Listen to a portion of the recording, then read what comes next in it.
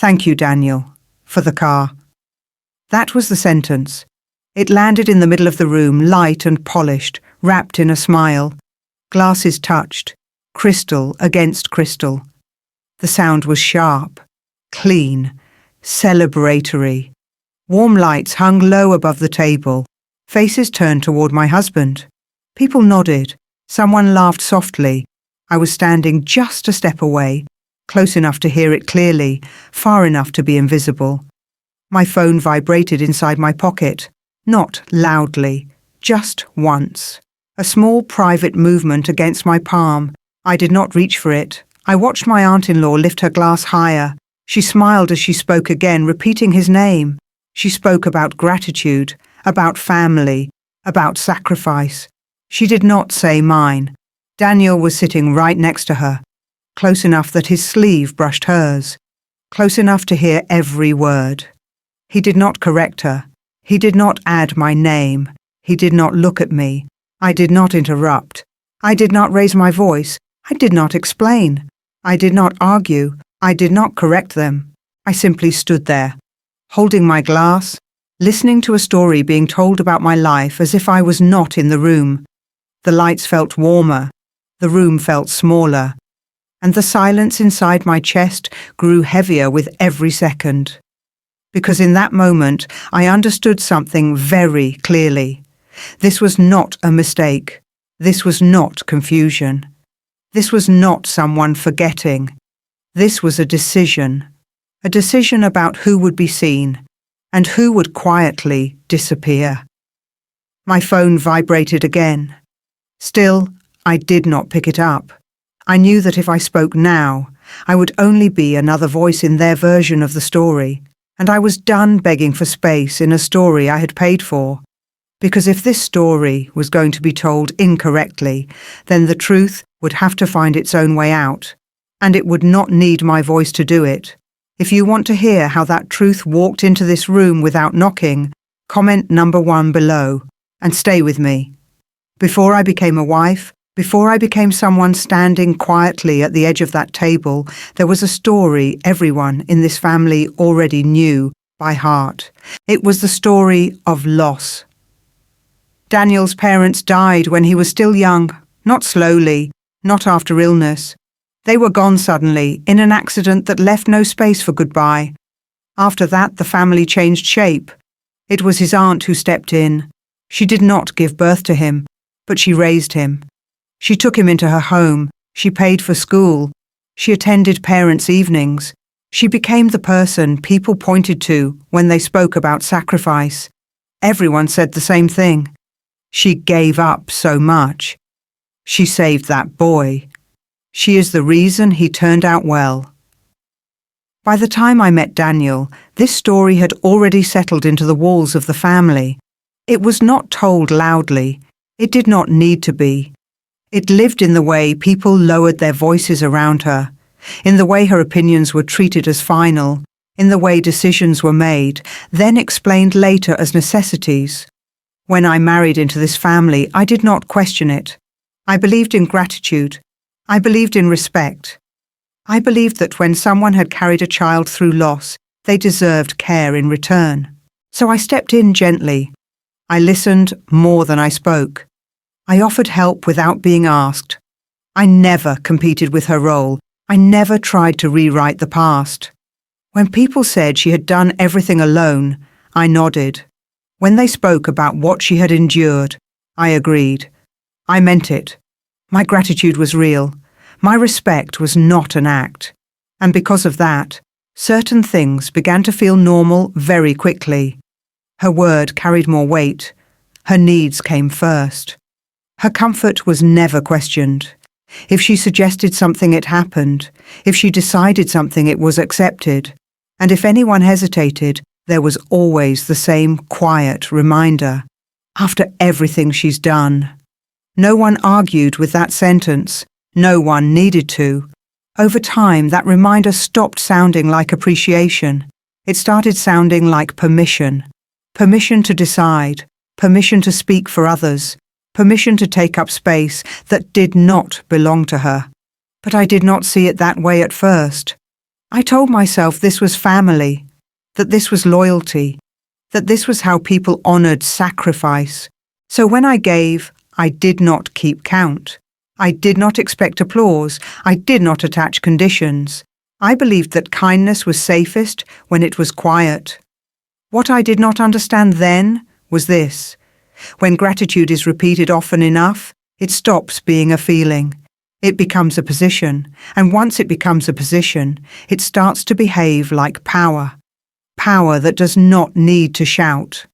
Power that does not need to explain. Power that assumes rather than asks.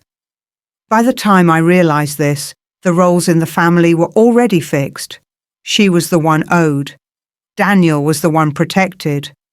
And I was the one expected to understand, even when no one asked if I did. There is a difference between being unaware and choosing not to see. At first, I believed my aunt-in-law simply misunderstood, that she had heard the story told one way too many times, that details had blurred, as they sometimes do in families. But then there were moments that made that excuse impossible. The day we discussed the car, she was there, not on the phone, not later. Right there, sitting across from me at the kitchen table. She listened while I explained why a larger car would be safer, why 7 seats mattered, why it would make her life easier. She nodded. She agreed. She said it was thoughtful. When we went through the paperwork, she came with us. She sat beside me while the documents were laid out. She watched the screen as the details were entered. My name, my email, my bank account. It was all there. When the insurance was arranged, she leaned closer to read the confirmation. She asked a question about coverage.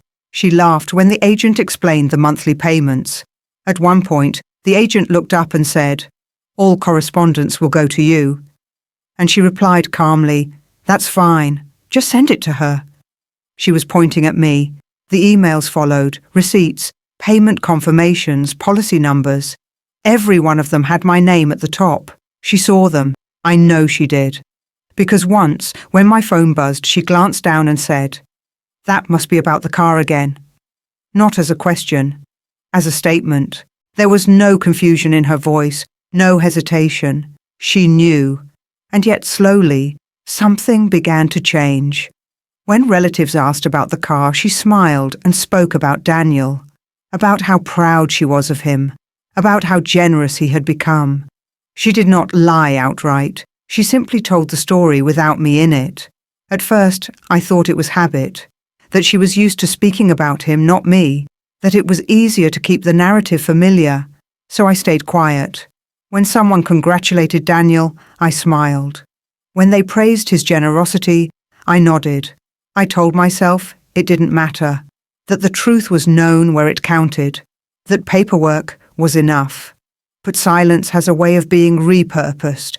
The more I stayed quiet, the more the story settled.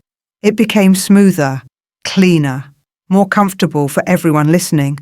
And the more comfortable it became, the harder it was to correct. There were moments when our eyes met, moments when she paused, just briefly, as if considering something. Those pauses were never confusion. They were decisions, because each time she chose the same thing. She continued. She accepted the thanks. She let the room believe what it wanted to believe. And Daniel sat beside her, listening, allowing it. What made it toxic was not that she forgot. It was that she remembered. She remembered the emails. She remembered the payments. She remembered who signed what. And still, she chose the version of the story that kept her comfortable. The version where her sacrifice was complete, where Daniel was the giver, and where I was simply there, supportive, quiet, convenient. That was when I understood. She was not mistaken. She was not confused. She was not unaware. She was careful. Careful about which truths she allowed into the room, careful about which names were spoken, careful about which roles stayed intact, because correcting the story would have meant sharing the spotlight, and she had never done that easily. By then, I no longer wondered whether she knew. I wondered how long she thought she could keep choosing not to say it. because stories built on silence do not collapse loudly. They wait, and they fall when the truth enters the room on its own terms. If you can already feel how wrong this is, comment number 3 below and stay with me. For a long time, I told myself the problem was not my husband. I said it was complicated. I said it was history. I said he was caught in the middle. That was easier than admitting the truth, because Daniel did know. He knew who paid for the car. He knew whose name appeared on the emails. He knew which account the money came from. He was there when I signed. He heard the conversations. He watched the payments go out month after month. Nothing about this was hidden from him. And yet, every time his aunt told the story wrong, he stayed silent. When she thanked him, he smiled. When relatives praised his generosity, he accepted it. When someone said how lucky I was, he said nothing. At first, I thought he was just uncomfortable, that he didn't want to embarrass her, that he didn't want to make a scene. So I waited. I waited for him to correct it later.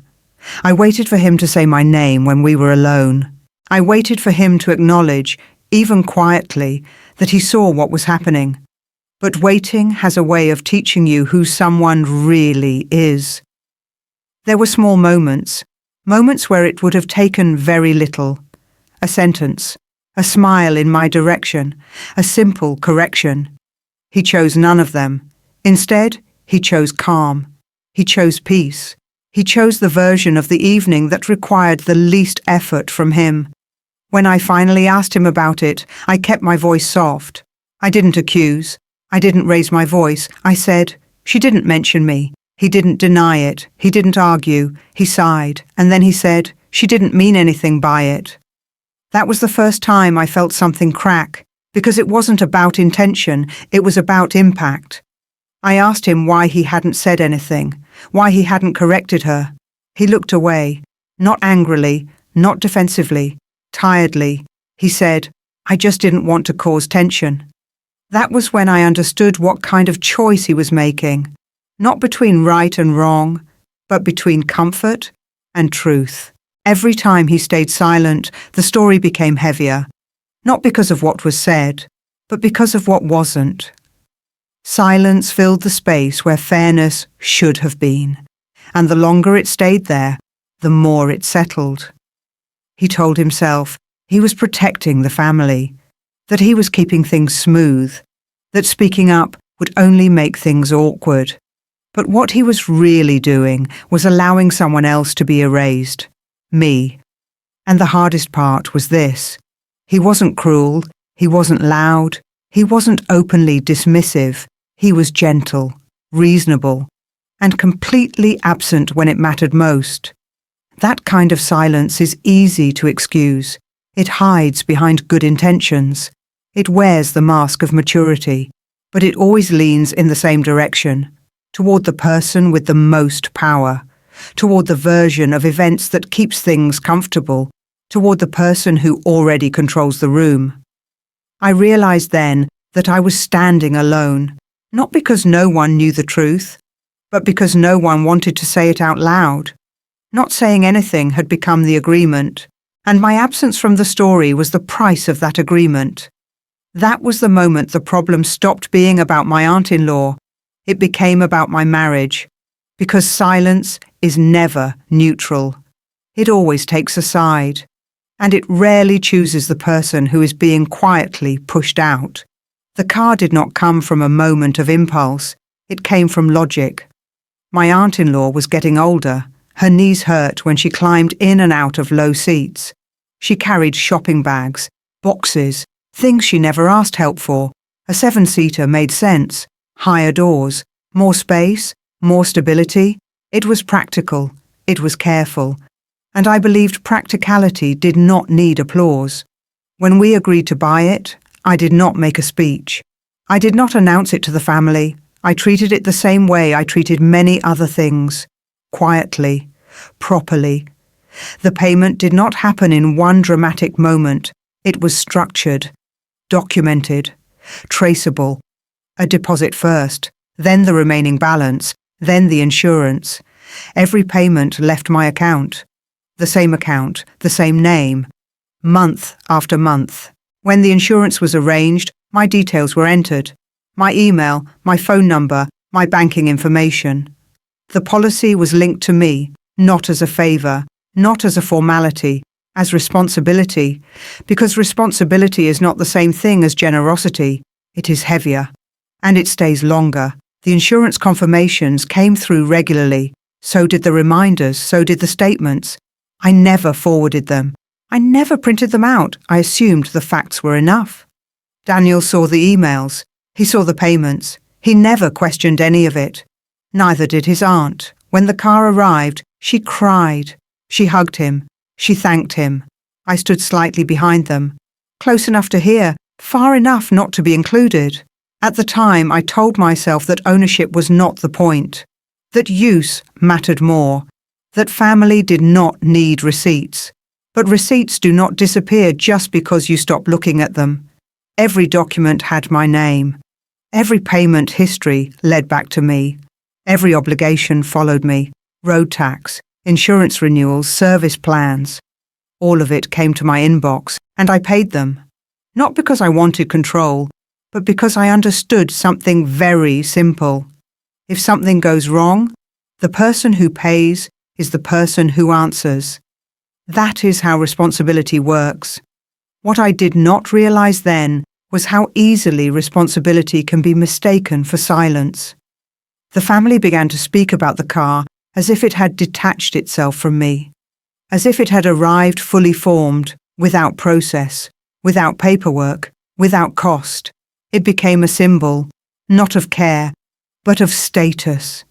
People admired it. They talked about generosity. They talked about how lucky my aunt was. No one asked who dealt with the paperwork. No one asked who carried the obligations. No one asked whose name sat quietly on every document, because those questions would have made the story uncomfortable, and uncomfortable stories rarely survive in polite families. I let it go, again. I told myself that ownership was a technicality, that love did not need proof, that keeping things calm mattered more. But calm has a price, and it is always paid by the person who stays quiet. What I learned slowly is this: you can hand someone the keys, you can let them drive, you can let them feel at home. But that does not change the truth written in ink, because the right to use something is not the same as the right to own it. And one day, that difference would matter more than anyone in that room realized. The first time I noticed it, it didn't feel dramatic. It felt small, ordinary, almost harmless. A photo appeared in the family group chat. The car, parked neatly outside the house, clean, shining. Someone had taken the picture carefully. Good angle, good light. Underneath it was a short caption. "So proud of Daniel." That was all. No tag, no mention, no context. Just his name. I stared at the screen longer than I needed to, not because I was angry, but because something felt slightly out of place.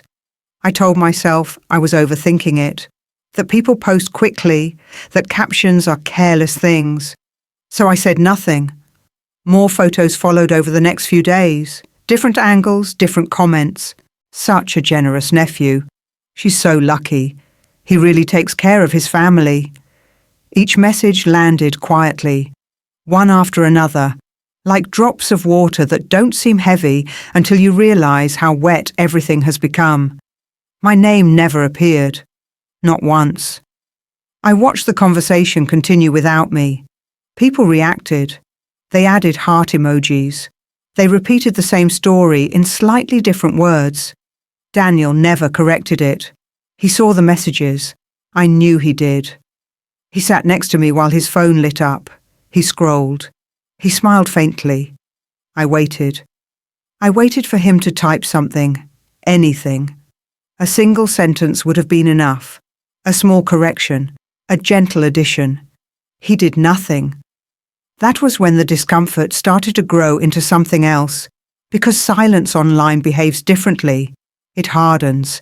It settles. It turns assumption into record. The longer the post stayed there, the more official the story became. It stopped being a misunderstanding. It became history. I tried to keep my tone light when I mentioned it, not accusing, not emotional. I said, "They seem very grateful." Daniel glanced at my phone, then away. "They're just talking," he said. "It doesn't mean anything." But it did, because stories repeated often enough begin to replace facts, and facts left unspoken begin to fade. At family gatherings, the comments moved from screens into conversations. Someone mentioned how kind Daniel was. Someone else joked about how lucky I was to marry into such generosity. Each time Daniel laughed politely. Each time he stayed quiet, and each time I felt myself shrink slightly in the room. I began to notice his eyes more than his words. How he avoided looking at me when the topic came up. How his attention drifted whenever the car was mentioned. It wasn't guilt, it wasn't shame, it was avoidance. Avoidance is subtle. It doesn't announce itself. It simply refuses to meet your gaze. And that refusal told me more than any argument could have. The story was no longer being told incorrectly by accident. It was being maintained, carefully, consistently, by everyone's agreement, including mine. Because I was still silent, I told myself it wasn't worth disrupting the peace, that correcting the story would feel petty, that paperwork didn't need applause, but something about watching myself disappear so quietly began to feel dangerous, not loud, not explosive, just dangerous in the way erosion is, slow, invisible, permanent. One evening, I scrolled back through the messages, the photos, the comments. I noticed how natural it all looked, how complete the story felt without me in it. And that was the moment it landed. I was not being misunderstood. I was being edited out. My contributions reduced to background noise, my role rewritten as support, my presence optional. I put my phone down and sat there for a long time, not thinking, not planning, just noticing the weight of what had already happened. Because once a story excludes you, correcting it later becomes much harder. People resist revisions. They defend the version they are comfortable with. And I realized something else too. If this version of events could live so easily in a group chat, it would walk just as easily into a room full of people.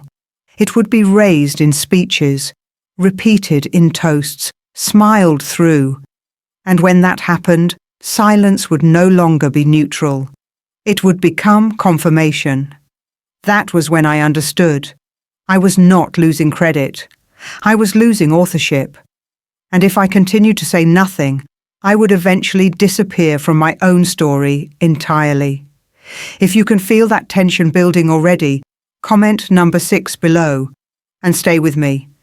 The dinner had been planned carefully, not extravagant, not modest, just enough to look like gratitude. Candles were placed along the table. The food arrived warm, in neat portions. People spoke softly, the way they do when they believe they are being civil. I took my seat without drawing attention.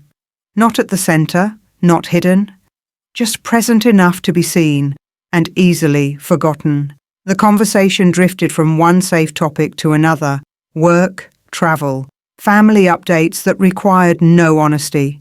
Then my aunt-in-law stood up. She lifted her glass slowly, waiting for the room to quiet. People noticed. Chairs stopped moving, forks paused mid-air. She smiled. The kind of smile that signals a performance everyone already understands.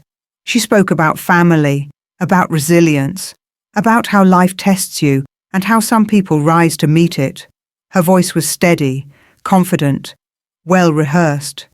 Then she turned slightly toward Daniel. She thanked him. She thanked him for his kindness, for his generosity, for thinking of her comfort, for the car. She said his name clearly, once, then again. People looked at him. Someone nodded approvingly. Someone else raised their glass higher. Daniel smiled, not proudly, not nervously, just enough. He said nothing. I waited, not in hope, just in awareness. There was a small space there, a natural pause, the kind where a name could have been added, where a sentence could have been completed. It never was. She continued. She spoke about how lucky she was to have a nephew who cared so deeply, how grateful she felt, how touched she was by the gesture. Still, she did not say my name. Not once. I could feel the room adjusting around the story she was telling. People accepted it easily, because it was simple, because it required no effort. A man gives, a family receives. Everyone smiles. I kept my face neutral. I did not lift my glass higher. I did not lower it either. Daniel sat beside her, close enough to feel the warmth of her arm, close enough to hear every word, close enough to speak. He did not. He stared ahead. He smiled when others smiled. He took a sip when others did. And in that silence, the story locked into place. I felt eyes move across the table, brief glances, curious ones, not questioning, observing. Someone looked at me for a second longer than necessary, then looked away. I did not respond. I did not shift in my seat. I did not clear my throat. I did not interrupt. I had learned by then that reacting would only turn the moment into something else, something emotional, something dismissible. So I stayed still. The speech ended. Glasses touched again. The sound rang out, bright and final. Conversation resumed. People laughed. Someone commented on the food. Another person complimented the choice of wine. And just like that, the moment passed. Or at least that was what it looked like. Inside me, something settled. Not anger, not humiliation, recognition. This was not accidental. It was not thoughtless. It was not an oversight that could be corrected quietly later.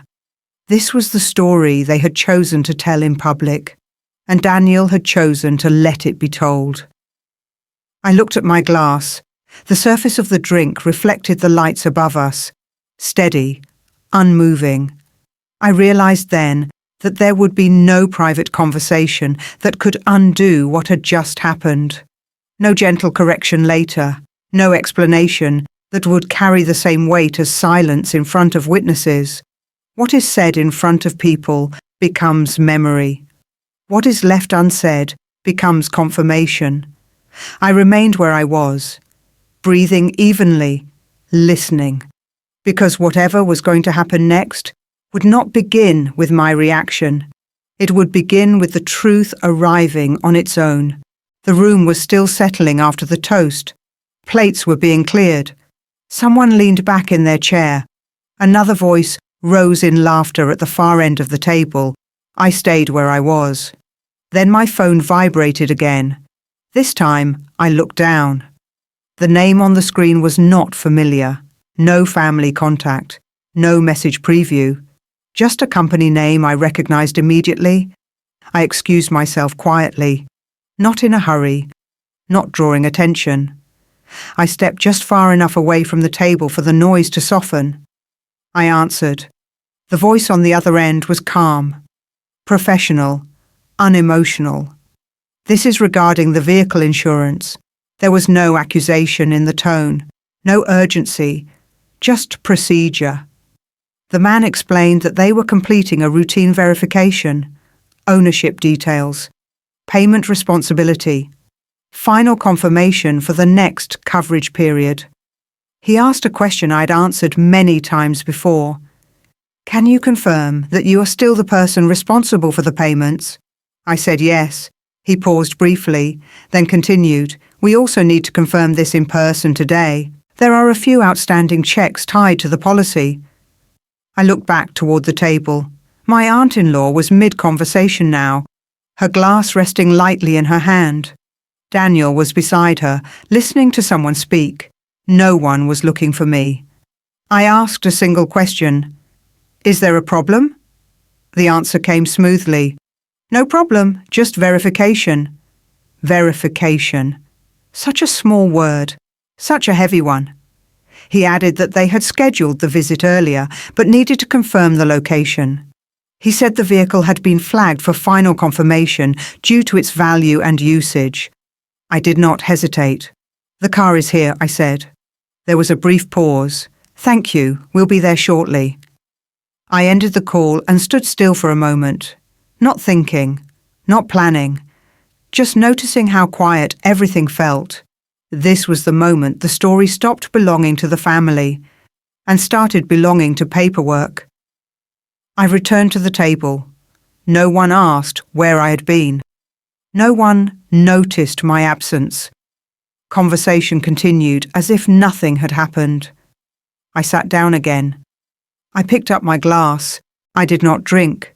Inside me, something had shifted. Not into anger, not into satisfaction, into clarity. For the first time that evening, I was not waiting for someone else to speak. I was not hoping for correction. I was not measuring my reaction. I was simply aware of what was about to happen. A few minutes later, there was movement near the entrance. Not loud, not dramatic, just the quiet arrival of someone who did not belong to the story being told at the table. A coat removed, a folder held close, a polite greeting exchanged with whoever met him first. I stayed seated. I watched as one of the relatives stood up, smiling. They spoke in that friendly, confident way people do when they believe they understand the situation. "Yes, the car was bought for her," they said. "A gift from her nephew." I saw the man nod. I saw him listen. Then I saw him ask another question. "And who is the person responsible for the insurance payments?" There was a pause. Not long, just long enough. I felt it ripple through the room, subtle, almost invisible. Someone glanced toward Daniel. Someone else looked toward my aunt-in-law. Neither of them stood. I did not move. The man repeated the question politely. "I just need to speak with the person listed on the policy." Silence stretched. Not awkward, not yet. Just incomplete. That was when I understood something very clearly. I did not need to say anything. I did not need to step in early. I did not need to explain, because the truth was already walking toward the table on its own. All I had done was answer a call. If you are holding your breath wondering what happens next, comment number 8 below, and stay with me. The man did not interrupt the dinner. He did not raise his voice. He did not clear his throat loudly. He simply stood where he was, holding a slim folder against his chest. It was a relative who greeted him first, smiling, confident, certain they understood the situation. "Yes, yes," they said. "You'll hear about the car." The man nodded politely. "I just need to confirm a few details," he replied. They waved him forward, pleased, almost proud. "This way," they said. It was a gift, very generous. They led him straight toward my aunt-in-law. She was still seated, glass in hand, mid-conversation. Daniel sat beside her. The relative stopped just short of the table and gestured. "This is her," they said, "the owner of the car. And this is Daniel, her nephew. He bought it for her." The sentence landed cleanly, comfortably, like a line that had been rehearsed more than once. My aunt-in-law smiled. She did not correct it. Daniel did not either. The man listened. Then he nodded again. "Lovely," he said. "Then this should be quick." He opened the folder. "I'll just need to see the insurance document," he said, "and confirmation of payment responsibility." The room did not change immediately. People were still smiling, still relaxed. My aunt-in-law reached for her bag. She rummaged, slowly, calmly. She pulled out her phone, scrolled. Her smile faded slightly. "I don't have those with me," she said lightly. "My nephew handles that." The man turned to Daniel. Daniel straightened in his chair. "Oh," he said, "yes. The car was arranged through me." The man nodded again. "Perfect," he said. "Then I'll just need to see your confirmation of payment, or the policy emails." Daniel hesitated, just for a moment, but it was enough. "I don't have that here," he said. "It's all sorted, though." The man did not argue. He did not accuse. He simply waited. I'm afraid I do need to see it, he said. It's a high-value vehicle. We can't proceed without verification. There was a shift then. Not dramatic, not loud, but perceptible. Someone cleared their throat. Someone else set their glass down more carefully than before. My aunt-in-law laughed softly. "Oh dear," she said. "These things are always so complicated, aren't they?" The man smiled politely. "They usually aren't," he replied, "if the documents are available." Silence spread. Not sudden, but steady. Daniel checked his phone again. Then again. He frowned. "I can get it later," he said. "Everything's fine. The payments are up to date." The man tilted his head slightly. "I'm sure they are," he said. "I just need to confirm who made them." That was when the word landed. Who. Not how much. Not when. Who. A cousin shifted in their seat. Someone glanced toward me, then away. My aunt-in-law adjusted her grip on the glass. "Well," she said, "it's all family money, isn't it?" The man did not smile this time. "Actually," he said, "it isn't. Insurance policies are linked to individuals." He turned a page in his folder. "The person listed here," he continued, "is the person legally responsible." He paused. "I'd like to speak to them." The room went very quiet. Daniel's jaw tightened. "I told you," he said. "I bought the car." The man met his eyes. "I'm not asking who chose it," he said. "I'm asking who paid for it." The difference hung in the air. Uncomfortable. Unavoidable. My aunt-in-law looked around the table. Her eyes searched for support, agreement, someone to step in. No one did. The man waited, still polite, still calm. "I can wait," he said, "but I do need an answer." A chair scraped softly as someone shifted. A fork clinked against a plate. Daniel swallowed. "I don't have the documents," he said. "They're not with me." The man closed the folder. "Then I'll need to speak with the policyholder directly," he said. She confirmed the vehicle was here. Every head turned, slowly, one by one. Not toward Daniel, not toward my aunt-in-law. Toward the empty space where I had been sitting. Someone frowned. "She stepped away earlier," another relative said. "She'll be back." The man nodded. "That's fine," he said. "I'll wait." My aunt-in-law's smile did not return. Her fingers tightened around the stem of her glass. She set it down carefully, as if afraid it might slip. "This is unnecessary," she said. "We're in the middle of a family dinner." The man remained unmoved. "I understand," he said, "but this is standard procedure." Daniel leaned forward. "There must be a mistake," he said. "I paid for the car." The man opened the folder again. "All payments," he said, "came from one account, consistently." He tapped the page lightly. The same name, the same details. He did not say the name out loud. He did not need to. The room already knew, because silence had begun to work differently now. It no longer protected the story. It exposed it. People began to murmur, quietly, carefully. Not accusations. Not yet. Questions. My aunt-in-law straightened her back. "Well," she said, "this can be sorted later." The man shook his head gently. "I'm afraid it can't," he said. "If the policyholder doesn't confirm today, we'll need to proceed differently." "Differently how?" someone asked. The man looked up. "Usage restrictions," he said. "Temporary suspension, if required." That word changed everything. Suspension. The room shifted again. Daniel's face drained of colour. My aunt-in-law's composure cracked just slightly. "This is ridiculous, fuck," she said. "The car was a gift." The man nodded. "Then the person who gifted it," he said, "will need to confirm ownership." Another pause, longer this time. No one laughed. No one spoke. The story that had sounded so simple minutes ago now had too many missing pages. And the truth was no longer knocking. It was standing in the room, waiting. The man did not raise his voice. He did not look around the room for permission to speak. He simply opened the folder in front of him and began to read. According to our record, he said, All payments related to this vehicle were made from a single account. He flipped one page, then another. The deposit, the remaining balance, the insurance premiums, the additional coverage. Each item was listed clearly, dates, amounts, references, no emotion, no judgment, just facts. He paused, then added the sentence that changed the air in the room.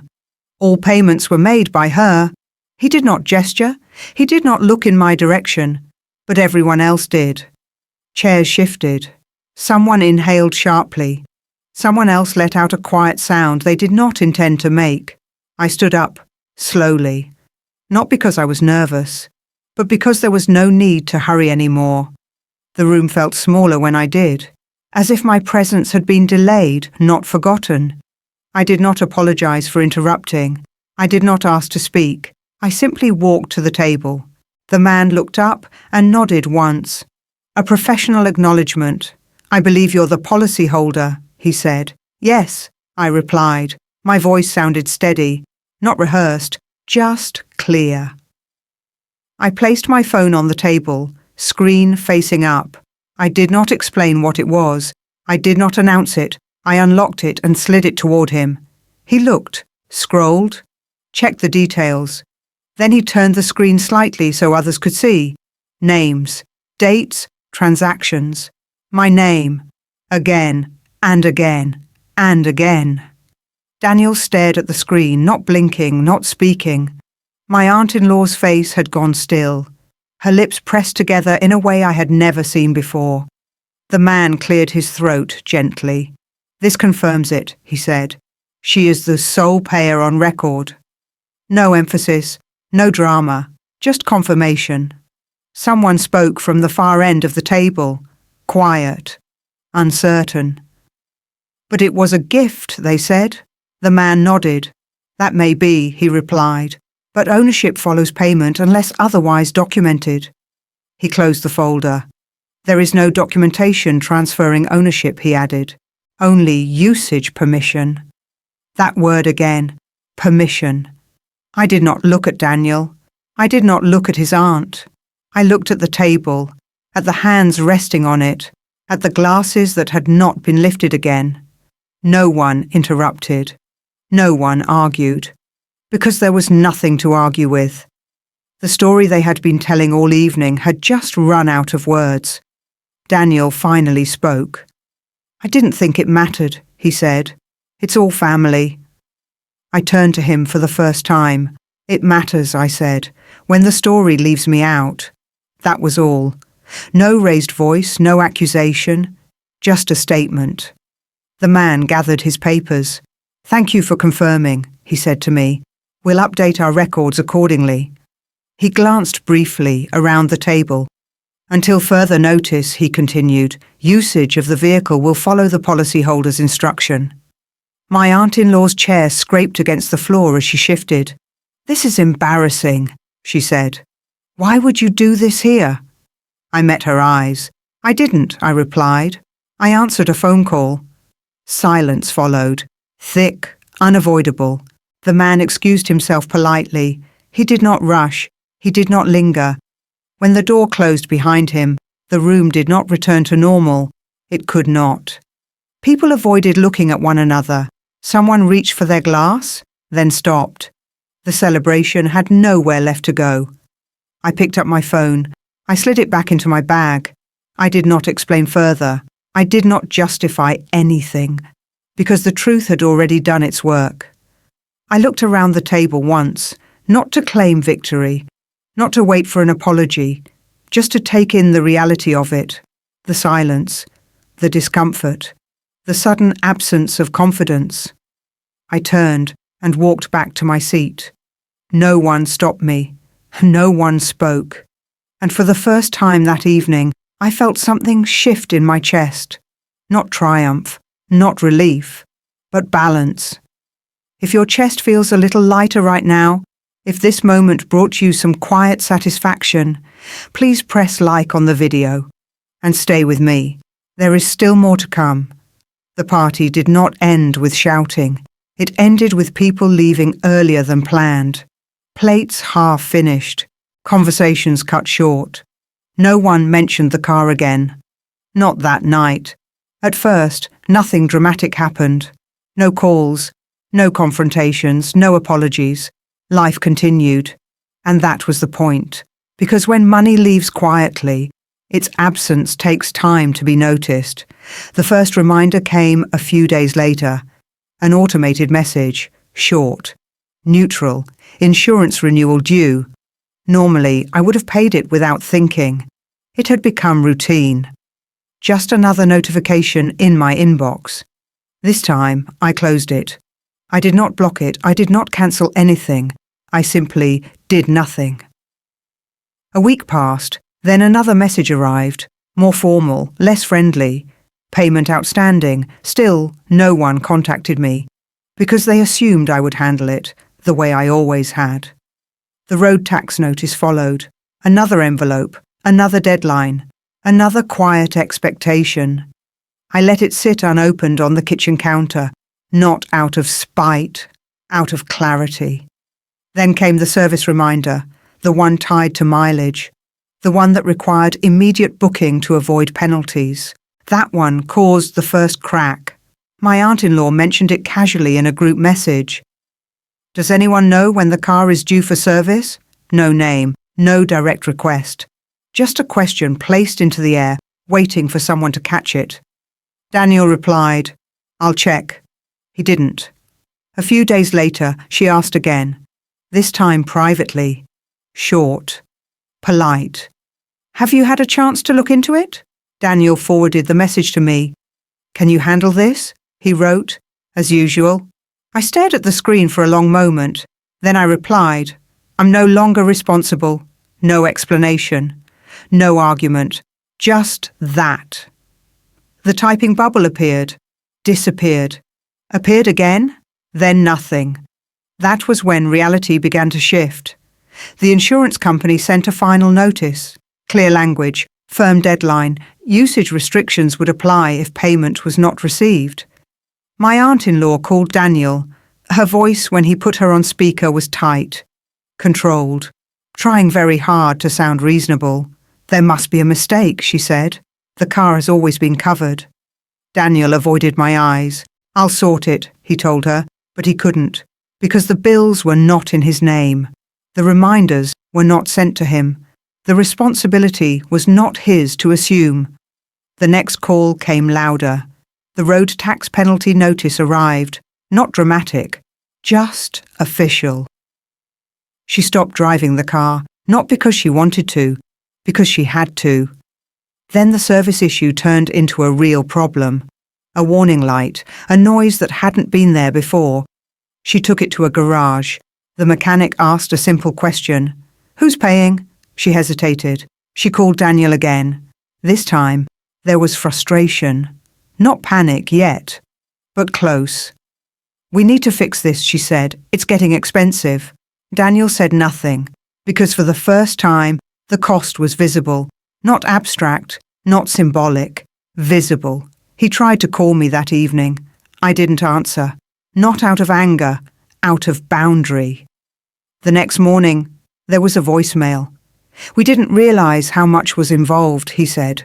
"She's struggling." I listened once, then deleted it. I did not reply. Days passed. The car stayed parked. Then another cost surfaced. One no one had thought about. Insurance penalties, accumulated fees, administrative charges, small amounts, individually manageable, together, suffocating. Family conversations changed tone. Less confidence, more calculation. They started counting, discussing, worrying, not about fairness, about affordability. My aunt-in-law mentioned downsizing expenses, cutting back, postponing things, not to me, to others. The story had changed. The car was no longer a gift. It was a burden.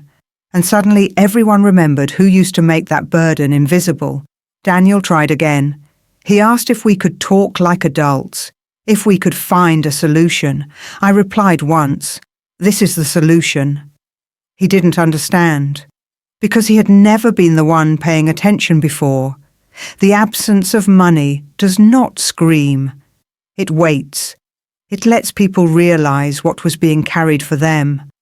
My aunt-in-law stopped calling, not because she no longer needed help, but because she finally understood that asking would mean acknowledging something else, acknowledging that the story she told was incomplete, that the gratitude had been misdirected, that the responsibility had been misplaced, and that acknowledgement was more expensive than the bills. I did not celebrate. I did not feel victorious. I felt tired.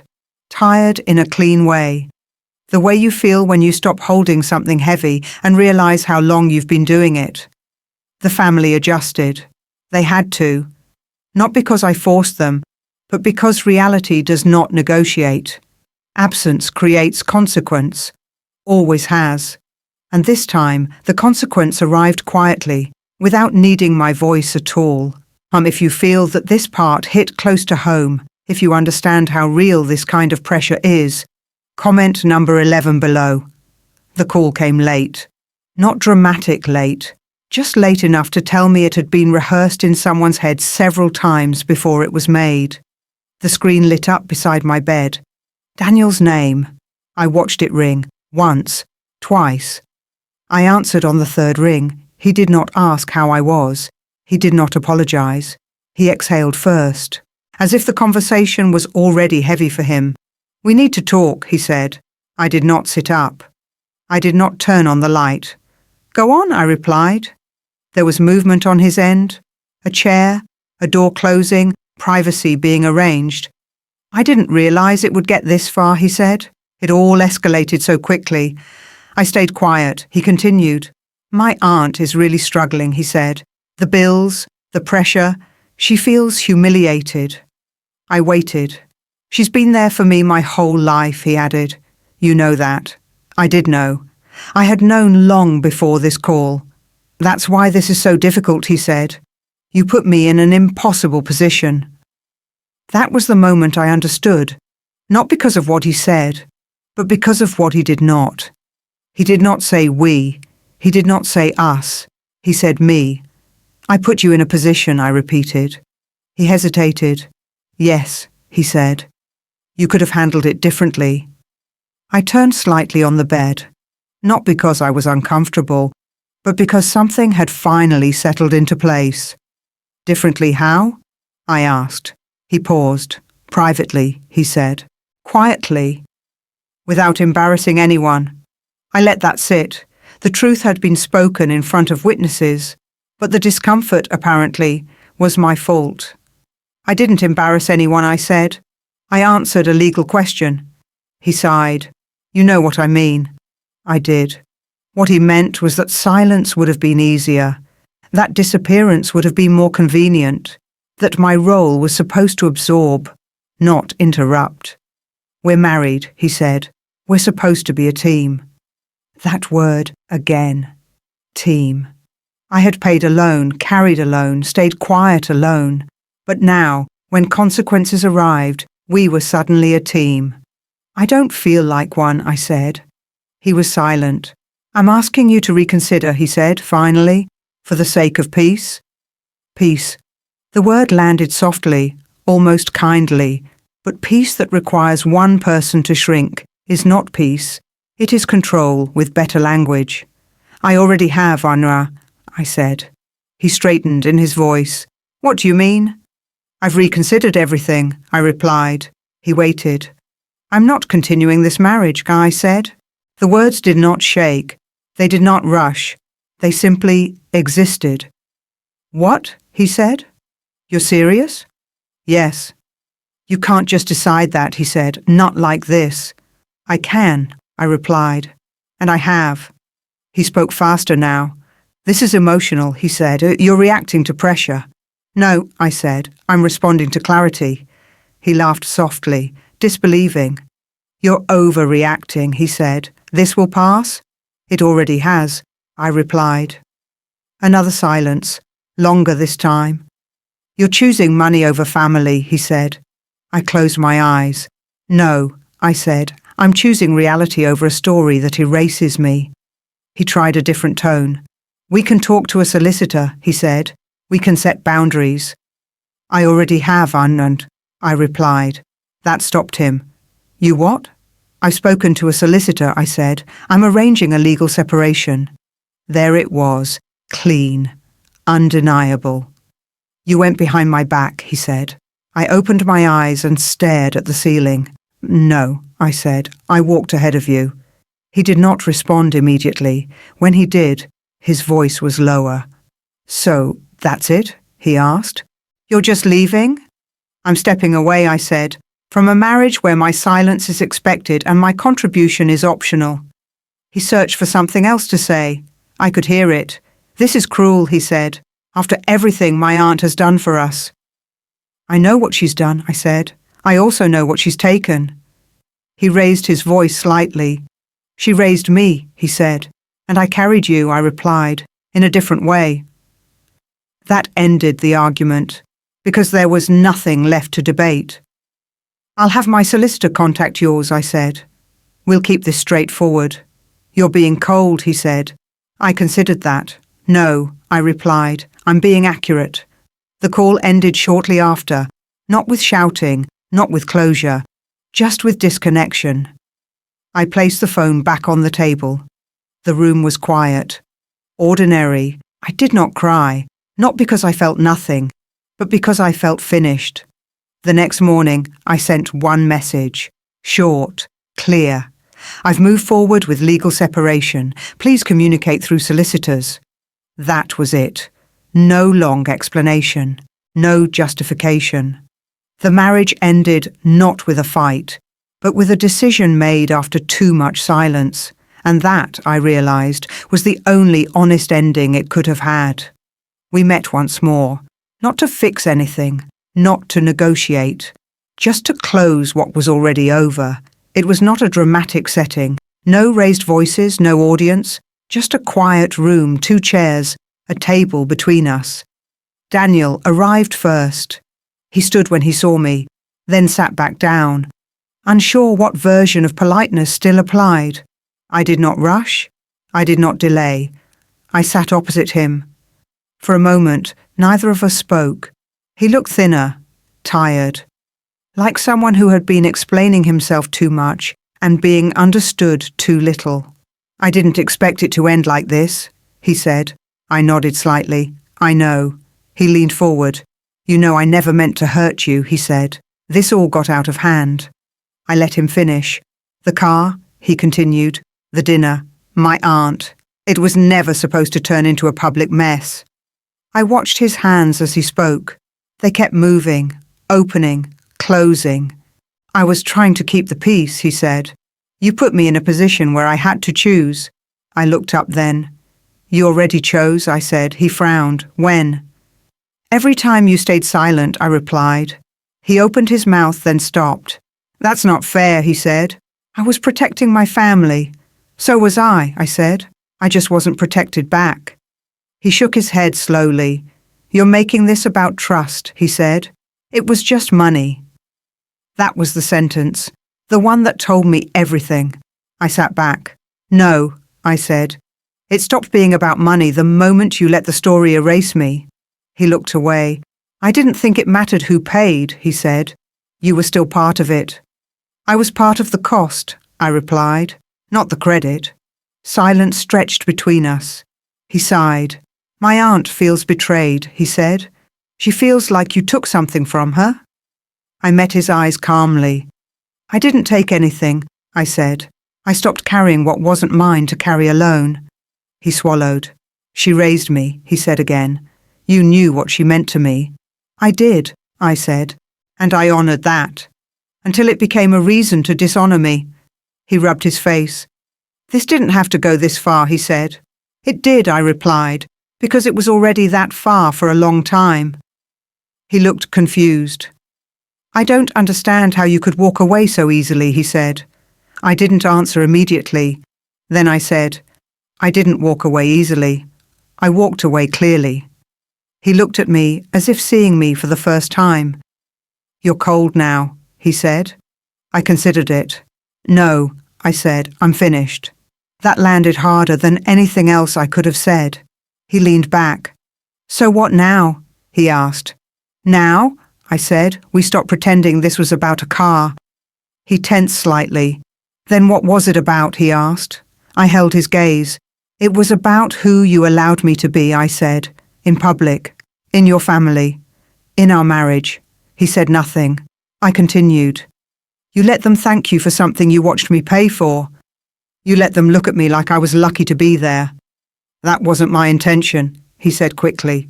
Intent doesn't rewrite impact, I replied. Another silence. This one felt final. He cleared his throat.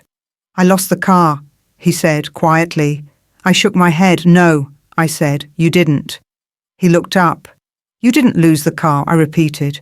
You lost the right to use my trust. The words settled between us. He did not argue. He did not correct me. Because for the first time, there was nothing left to misunderstand. I stood up, not in anger, not in triumph. Just because the conversation was over, he remained seated. As I reached the door, he spoke once more. Was there anything I could have done differently? He asked. I paused. Yes, I said. You could have spoken when it mattered.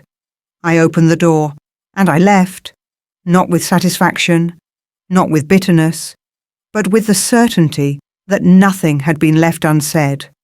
What followed did not feel dramatic. There was no single moment where everything collapsed at once, no loud apology, no public confession. It happened the way real consequences usually do, slowly, quietly, in pieces. My aunt-in-law did not call me again, not to argue, not to explain, not even to accuse. She avoided me completely. At first, she tried to save face. She told people there had been a misunderstanding, that paperwork had been complicated, that things had been handled incorrectly. But stories lose strength when they are no longer repeated with confidence, and hers had cracks. Family gatherings became smaller, less frequent. People began choosing sides without announcing it. Some stopped asking questions, others started asking too many. My aunt-in-law stopped bringing up the car, as if silence could undo the memory of that evening. But memory does not work that way. Every time someone looked at her, they remembered the moment she had accepted thanks for something she did not pay for. Every time someone mentioned generosity, there was a pause, not accusation, just awareness. The family dynamic shifted, not because anyone confronted her, but because no one rushed to defend her anymore. Daniel's cousins became distant. They stopped calling him first, stopped inviting him automatically, not out of cruelty, out of discomfort. People do not like being reminded that they believed a convenient version of the truth. Daniel tried to smooth things over. He told them it had all been blown out of proportion, that it was between us. That family should move on. But moving on requires agreement, and agreement requires trust. Trust had been damaged in more than one direction. His aunt grew quieter, more defensive. She spoke less at dinners, smiled less, not because she felt guilty, but because she no longer felt secure. Security had come from the assumption that someone else would always step in, always cover the gap, always soften the fall. That assumption was gone. The bills did not disappear. The costs did not reduce themselves. She had to make choices, real ones, things she had never planned for, things she had never budgeted for. Not because she was careless, but because she had been protected for too long. Daniel felt it too. Without me absorbing the tension, every conversation became heavier. Every decision required effort. Every request felt exposed. He realized something he had never had to consider before. How much emotional labor I had been carrying quietly. How often I had translated discomfort into silence. How many times I had chosen peace at my own expense. The family noticed the difference, not because I announced it, but because my absence left a space no one else filled. Dinners were shorter, topics safer, jokes fewer. No one said my name, but it hovered, like a question no one wanted to ask. There were moments when Daniel almost reached out, not to apologize, but to reconnect, to soften the loneliness. He didn't, because reconnecting would have meant acknowledging what was lost, and that was harder than staying quiet. My aunt-in-law began avoiding gatherings altogether. She told people she was tired, that she preferred staying home. But the truth was simpler. She no longer controlled the room. The version of herself that had been admired relied on a story that no longer stood. Without that story, she did not know how to be received.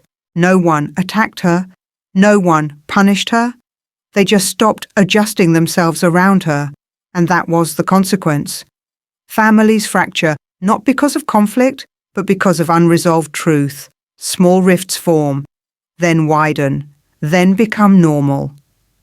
Daniel moved between spaces that no longer aligned. At his aunt's house, he felt responsible. At family events, he felt watched. At home, he felt alone. Not because anyone rejected him outright, but because nothing felt stable anymore. And that instability had a source, not me, not the car, but the silence he chose when it mattered. I watched all of this from a distance, not with satisfaction, not with resentment, with a strange calm, because for the first time, none of it required my intervention. I did not explain, I did not clarify, I did not defend myself. The truth had already done enough. People often think karma looks like punishment. It doesn't. It looks like exposure, like imbalance, like the slow removal of support you didn't realize you were standing on. My aunt-in-law lost the certainty that she would always be protected. Daniel lost the comfort of believing he could stay neutral. The family lost its illusion of harmony, and I lost nothing.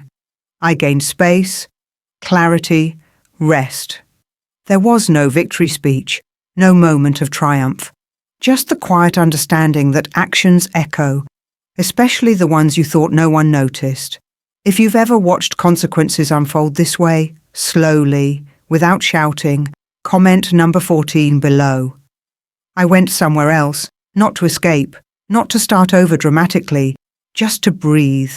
It was a different coast, not the one tied to memories, not the one attached to anyone's expectations. The sea looked the same at first glance, grey, wide, unbothered. But it felt different. I walked alone, no schedule, no one waiting, no one asking where I was going or why. The wind was steady, cold enough to keep me present, gentle enough to let me stay. I realized how long it had been since I had been truly alone without feeling lonely. For years my presence had been useful, helpful, convenient. I filled gaps, I softened tensions, I paid, adjusted, waited. I confused contribution with belonging. Standing there, watching the water move in its own rhythm, I understood something quietly. I had not lost a family. I had lost a role, and roles can be replaced. Peace cannot. There was no urge to check my phone, no desire to see who might be talking, no need to be updated. Silence felt like permission. I sat on a bench facing the sea, watched people pass by, strangers with their own stories, their own disappointments, their own quiet victories. None of them knew me. None of them expected anything from me, and that felt lighter than I could have imagined. For the first time in a long while, my worth was not being measured. Not by generosity, not by sacrifice, not by silence. Just by my own breath, steady and unhurried. I thought about everything that had happened, not with anger, not with regret, with clarity. I saw the moments where I had stayed quiet to keep peace that wasn't mine. The times I had smiled so others wouldn't feel uncomfortable. I saw how easy it had been for people to mistake my calm for consent, and how expensive that misunderstanding had been. The sea did not care. It kept moving. It did not explain itself. It did not apologize. It simply existed. That felt like a lesson I could finally accept. Freedom, I realized, is not taking back what was taken. It is no longer needing it, not needing approval, not needing acknowledgement, not needing a place at a table that never truly made space for you. I did not feel victorious. I did not feel powerful. I felt light, like someone who had set down a heavy bag and only then noticed how tired her arms had been. I stayed there until the sky softened, until the light changed, until the day felt complete without needing to be productive. When I finally stood up, there was no urgency, just a quiet sense of direction. I did not know exactly what came next, and for the first time, that uncertainty did not scare me, because it was mine. If you're listening to this right now, where are you? What city? What country? What moment in your own life? Leave it in the comments. Sometimes, knowing we're not alone is enough to keep walking.